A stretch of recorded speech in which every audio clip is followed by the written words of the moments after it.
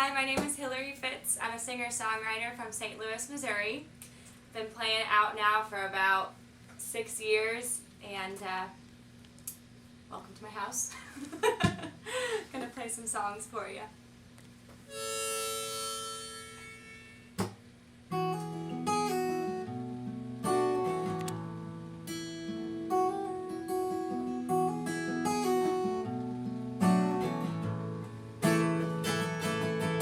Steady yourself, 'cause here we go. Swimming in the overflow. Cover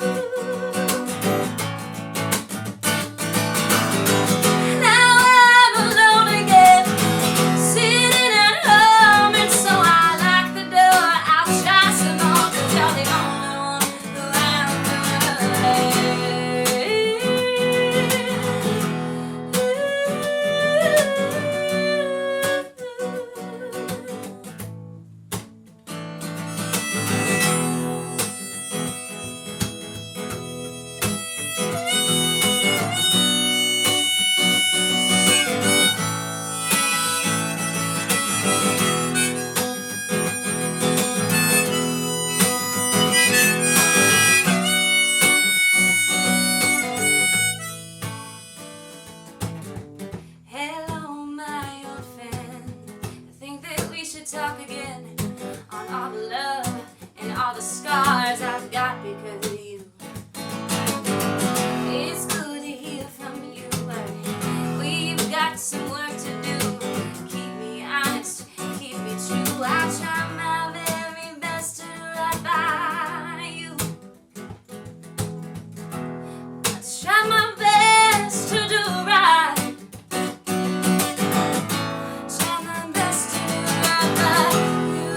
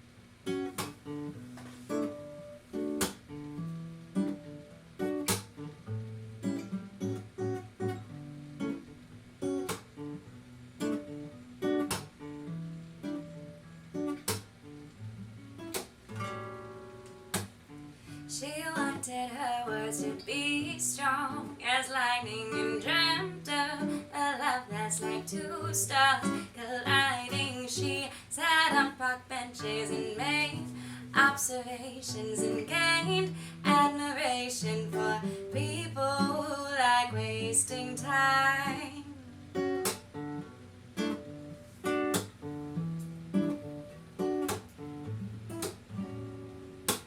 She ate tomatoes at utopian tables. Her triumphs and trials were merely a fable, and everything around her was put through a filter which painted a picture that hangs on the walls of her mind.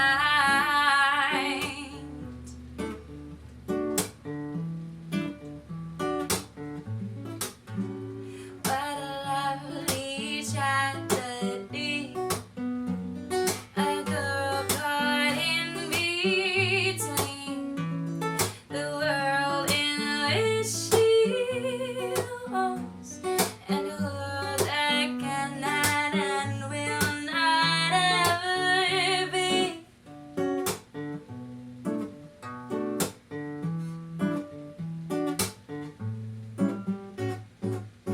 Cars on the road performed waltzes around her. The crowd at the station was stepping in time while she's busy dreaming in colors and feelings. They're busy rushing to their 9 to 5.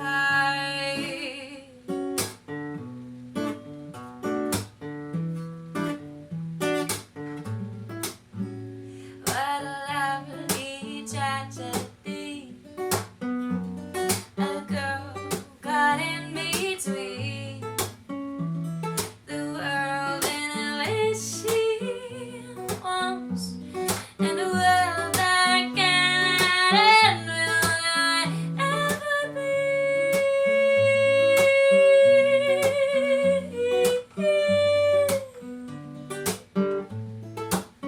ever be, no,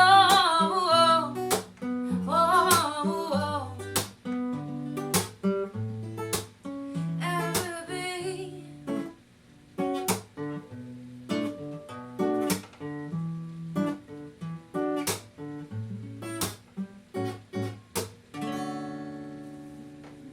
All right, that was a lovely performance by Hillary Fitz. Thank you for being on an episode of our quarantine tapes. Do you want to kind of give a quick introduction about yourself? Like, tell us the Hillary Fitz story. St. Louis, from Farmington originally, so like an hour south of St. Louis. Outside of music, plant biology is my jam, and I've been studying environmental issues and plant-related topics, outside of my music, so that's like my day life. But then by nighttime, then I'm doing a bunch of music. I've been playing and writing ever since I was super little. So like the moment that I learned how to write, I was like making up poems and stuff like that. And started writing music. I went around like 5th grade or so, but I kept it a big secret for like ever, for way too long. Exactly. I was like, I don't want anybody to know, because it's so vulnerable, and you're all like awkward and 13. You're like, I'm not gonna show anybody this ever. But then eventually my 20s kind of started wanting to share it more, and then did open mics and started just gigging in the bar scene and just feeling my way through the music world, and still am. So Nice. Yeah. And now she has an EP called She, right? Released in 2015? Yeah, so that was 2015. That was when I kind of started playing out, and I had nothing to show people, what I did or anything. So, and at that point I didn't really know that many musicians at all. So I just started like cold calling randos that I kind of knew played music, and then it turned out to be like the best people in the world. That's awesome. And everybody kind of came together. But that EP featured a lot of different musicians from around the city that I ended up just kind of meeting through just calling people, and then that kind of launched the process of trying to form a band. And that was like quite the undertaking, in terms of finding the right people, the right sound, the right fit, and and it finally came together. And so we have a 5-piece band that we've been playing with for maybe about 3 years now, and it's like exactly what I was wanting in terms of how the sound came together. The people, I mean, like, I love my bandmates so much, and the sound that we collectively create is exactly what I kind of envisioned.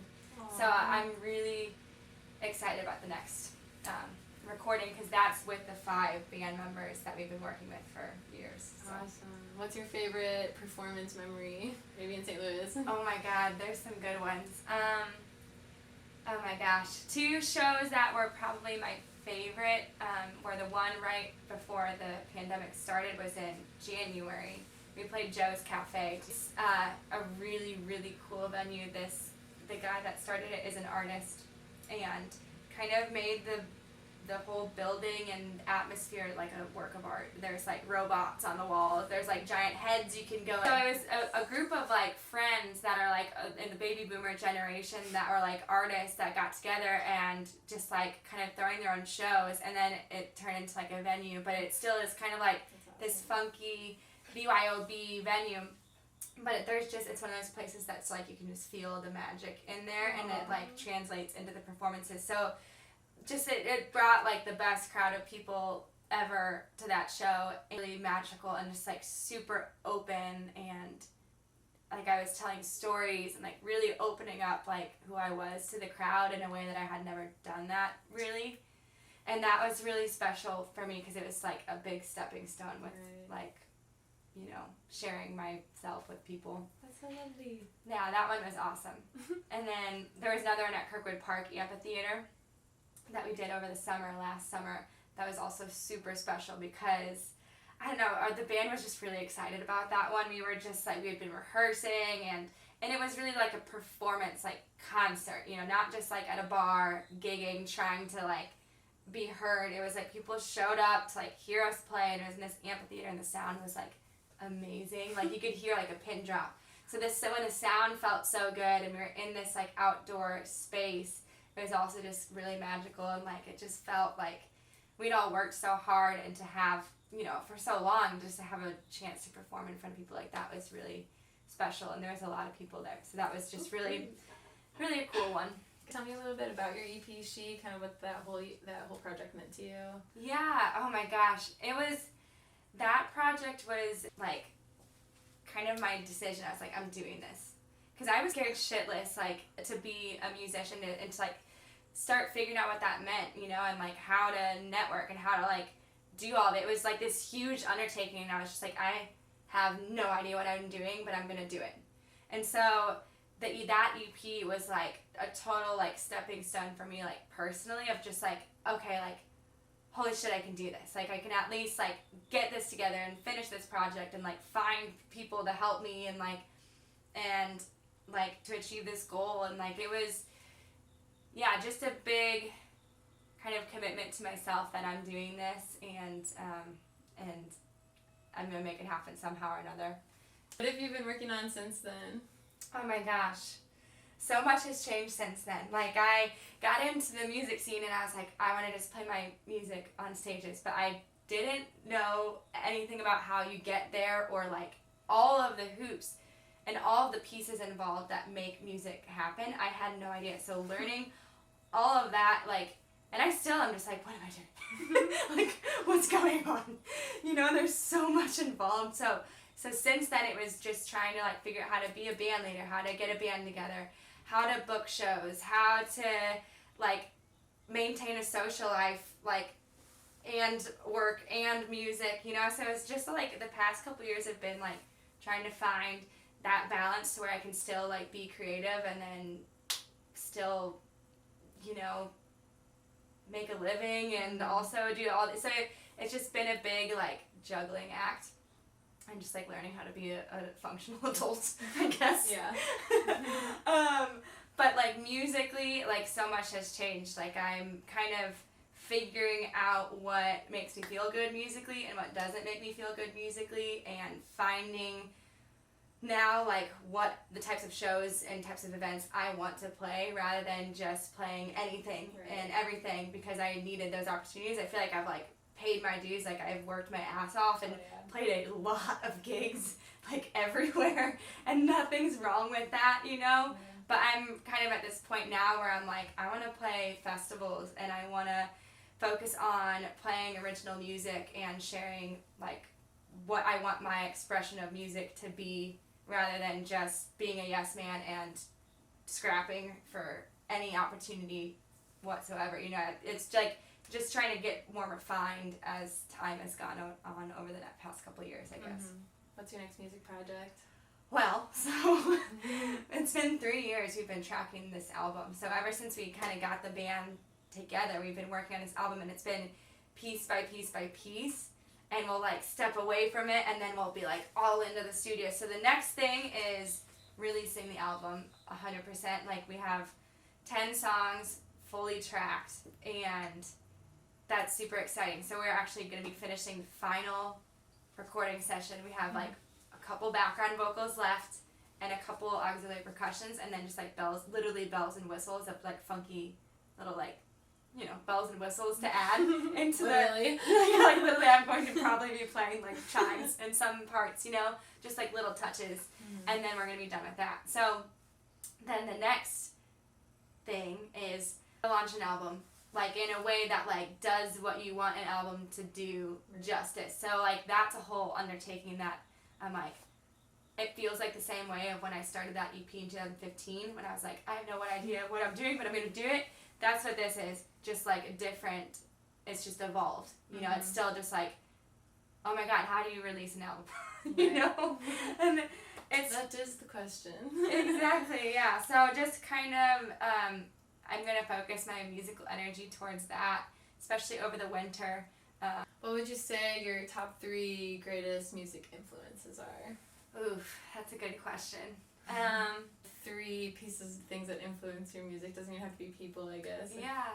More abstract. I'm trying to think. I love female vocalists. I've been attracted to female musicians, like, ever since I started listening to music. That's just what I gravitated towards.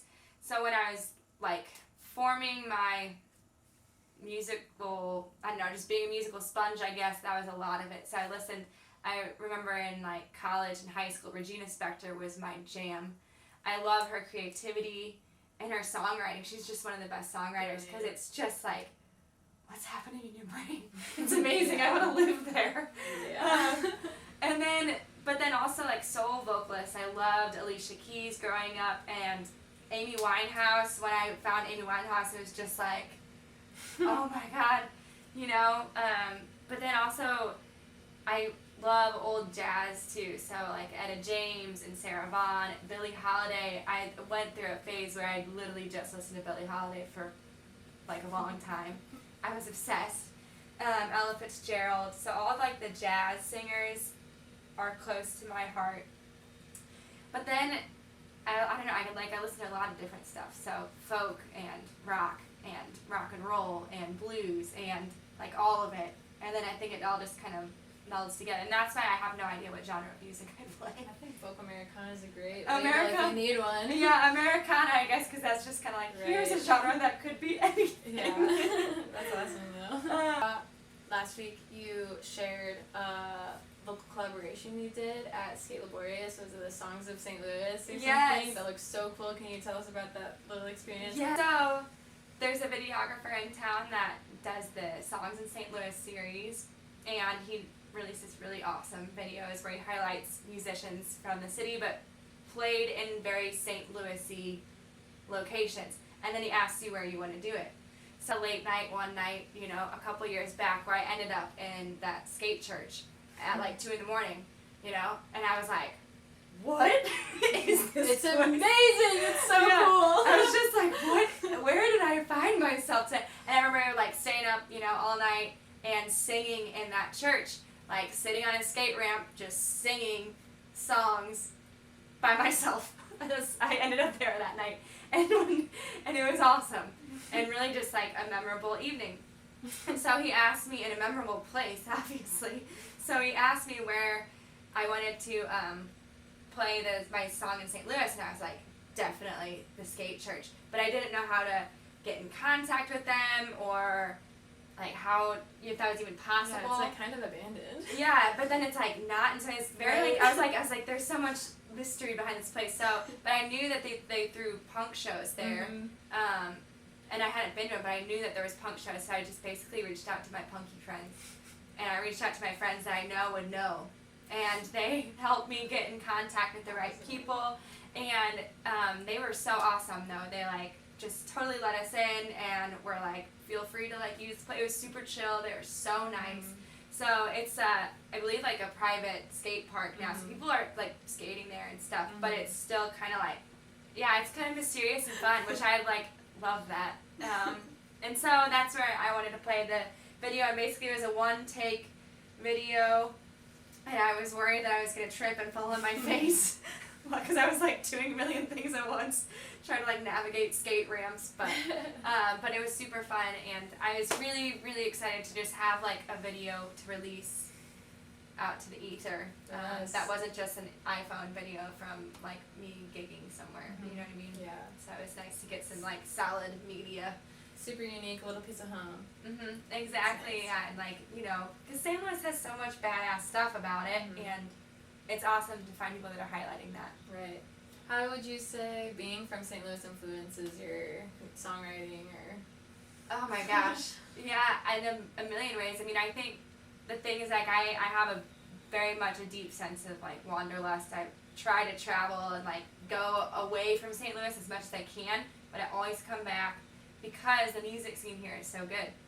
It's so good. You can literally be a working musician in St. Louis. I don't think many people can say that in Nashville and in New York. I mean, I think you can do it if you're really lucky and you meet the right people. But it's very accessible to be a working musician in St. Louis. And to make a living and be able to afford to live as an artist, it's possible in St. Louis. And so that definitely influences my music. And I think too, because I had the opportunity to play so much, it's like really enforced my music a lot because I've played so much and I've had so many opportunities to do it so frequently and meet so many musicians. So I think the collaborations that happen in St. Louis are really unique and powerful. And it's very real. It's not like, it's not frou-frou and it's not bullshit. It's like real people that are working at it and they're doing it. And I just love that. And so that's one of the reasons I like have stayed here. I mean, I love the mountains, I love the beach, but like St. Louis is like, it's like rock solid, you know? Yeah. It's the heart of the U.S. We're in the heartland. The heartland. Yeah. Diverse. The diversity of the scene is really unique here. We have every scene of music, and every time I'm like, oh, I feel like I know what's going on, then like I'm like, who's this band? Like, they're amazing. Like, where did they come from? I know it's like there's so much activity happening in St. Louis musically, and I don't think it gets enough credit, and I don't think people know. You know, I think for me, I hear a lot of people, you know, talking, oh, there's St. Louis, it's in Missouri, like, what do you have there? But like the music scene is so vibrant. Yeah, and I think the art community in general in St. Louis is really awesome. Yeah, and I think like if we have that, like, kind of be the guiding force, that St. Louis is like on the brink of some awesome stuff, and I want to be a you part heard of it here first. She grungy but she cute. How has your quarantine been going? Well, lots has happened. Lots has happened. I got a cat, Edie.